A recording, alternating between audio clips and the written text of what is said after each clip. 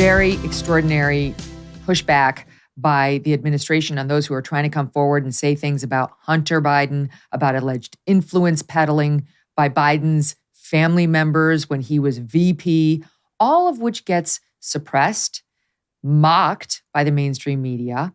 I mean, it's normally just totally ignored, but to the extent they cover it, they just mock it.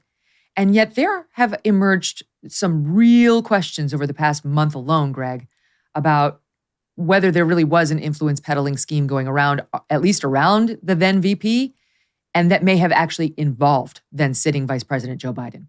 Yes, and in fact, the Oversight Committee has, in the course of 4.5 months, dug up more information and made public than Joe Biden's Department of Justice and Christopher Wray's FBI. And that's, I think, just the tip of the iceberg. They disclosed $10 million flowing into, some 20 shell companies and LLCs that was then shuffled around throughout a bunch of them and then distributed to, up to 9 members of the Biden family. Now, there were a lot of questions, what was this country buying? What was Joe Biden selling? What was Hunter Biden and Jim Biden selling? And why were these family members getting this money? As Chairman Comer pointed out, there appears to be no other legitimate purpose for these LLCs than to be a receptacle for truckloads of cash coming from foreign adversaries. And, I keep laughing every time I see a television host or member of the media say, well, it's legal to have an LLC. Sure, it's legal. But if it exists for the purpose of hiding the original source of cash, that's money laundering. And, the other excuse that members in the media love to say, well, there's no evidence that Joe Biden received any cash into his bank account.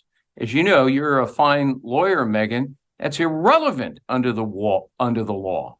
It is a crime for a public servant to misuse his office to confer a benefit in exchange for money to himself or his family. He doesn't have to receive the cash. If the cash goes to his family members, it's still a crime. It's a violation of the Foreign Corrupt Practices Act. It's conspiracy to commit bribery, not to mention the FARA violations that are involved, the Foreign Agents Registration Act. So these are vacuous excuses, but the media is always ready to offer them up at every turn to protect Joe Biden. The first thing they go to is, okay, no proof about Joe Biden, not a hint about Joe Biden as opposed to his many family members, and no proof that he worked to change policy as VP to help China, to help Romania, these countries that were funneling the money, according to these allegations, to Biden family members. So, where was the bribery must include a quid pro quo?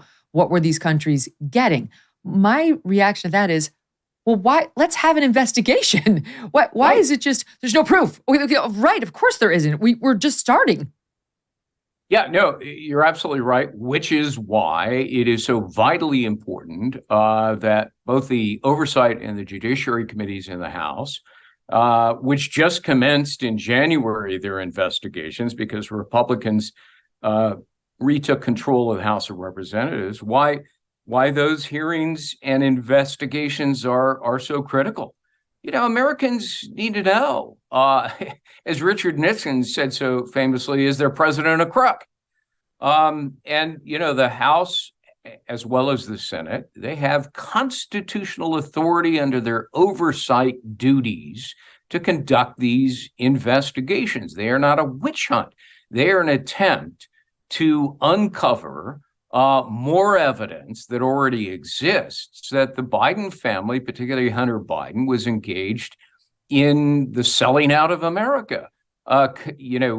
Promises of influence, promises of access in exchange for money. And, it's important, I think, this confrontation between Christopher Wray and James Comer over what appears to be a very important document, a document. Let's in the talk about bowels. that. I don't know if my audience is up to speed on that, but things are getting very tense between House Oversight and the director of the FBI, because House Oversight said to the FBI director, hand over this document. The document is hard to decipher from where I sit. They haven't released that much info on it. It's called an FD-1023 form, and it is submitted by a confidential informant containing unsubstantiated allegations about President Biden and his family. The FBI has it, and the House Oversight Committee wants to see it. And Christopher Wray has not even been confirming that it exists, that he has one of these confidential informant documents alleging misdeeds by Joe Biden himself and family. He hasn't been confirming it even exists until now. Now, he finally, as the House was zeroing in, pushing him, saying, we've given you a subpoena. You answer to us, give us the document. He said, you can come here to review it. So now he's confirmed it does exist. And the House is saying, that's not good enough. You can't make us come there to review it. The FBI is saying, no, it involves a confidential informant, so you got to come here. Otherwise, the name could get out. And House Oversight is saying, no, that's not okay. And we will hold FBI Director Christopher Wray in contempt of Congress if he does not fork over the document, which at least we now know exists. So what are we supposed to glean from all that? The FBI is taking the position, trust us.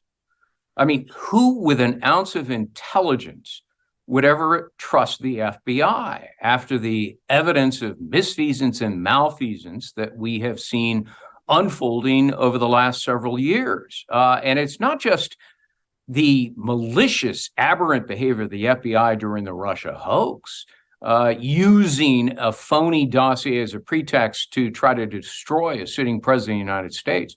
No, it's more than that. It's the FBI directing and pressuring social media companies to censor a story to help Joe Biden get elected. And it succeeded. And you've got, a whole host of whistleblowers lining up to talk about how the FBI buried incriminating evidence of Biden family influence peddling schemes, put it under lock and key with nobody able to see it.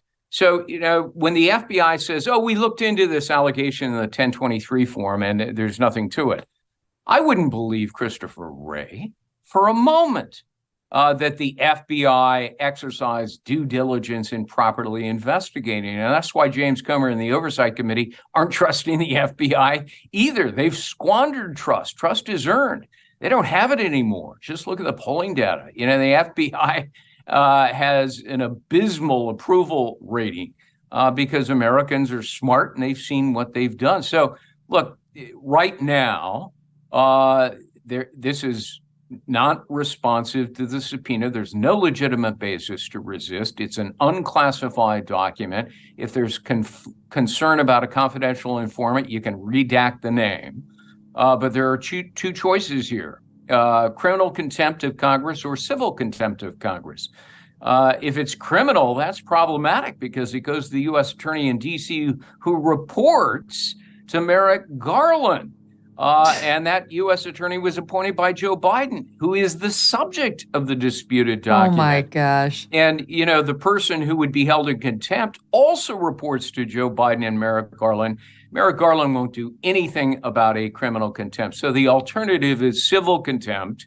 You file a lawsuit, you go to a federal judge, and if you're lucky and find an impartial one, he might just well order Christopher Wray to cough up the document that Congress is entitled to have.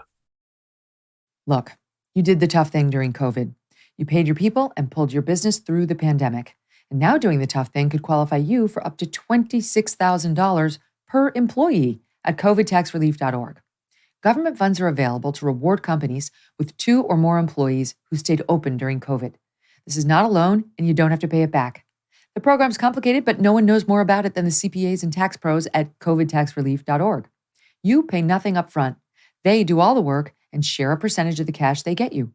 Businesses of all types, including nonprofits and churches, can qualify, even those who took PPP loans, and even if you had increases in your sales. You did the tough thing for your employees during COVID. Now let covidtaxrelief.org help get you up to $26,000 per employee. Visit covidtaxrelief.org, covidtaxrelief.org, covidtaxrelief.org. Hey, thanks so much for watching. If you like what you just saw, hit the subscribe button for more clips and full episodes.